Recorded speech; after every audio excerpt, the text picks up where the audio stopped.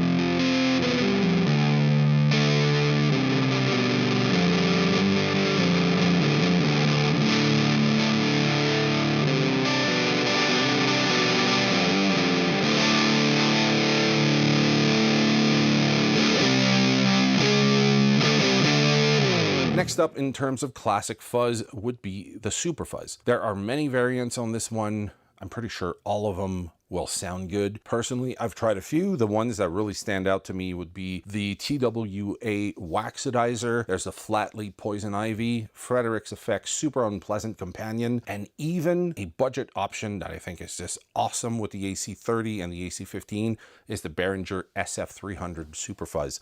If you can't afford the other guys, just get the Behringer. Don't overthink it. If you like that sound, it's going to be epic.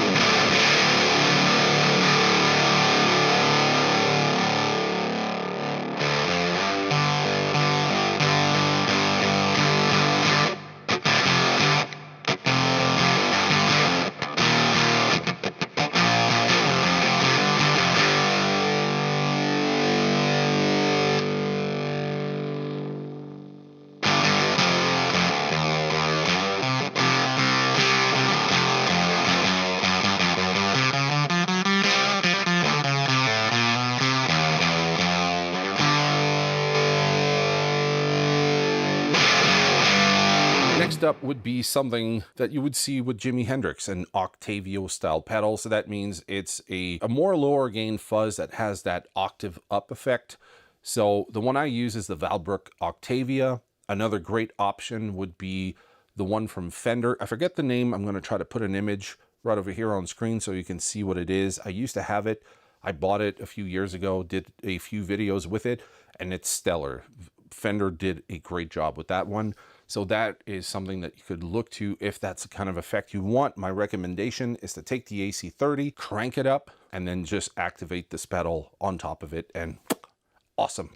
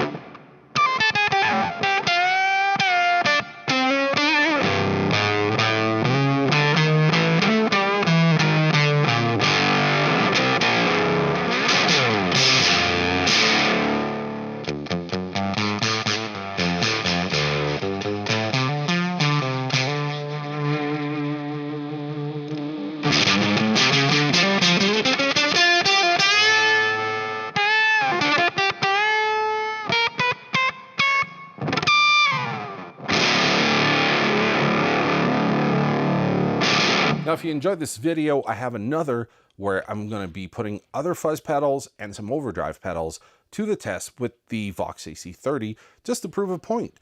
It does take fuzz pedals really well, but these are just the classics. How about more modern sounding fuzzes and overdrive? If you're interested in that, just click over here. I'm going to have a link for you. Just click on that video, and I'm going to see you in the next one. Cheers.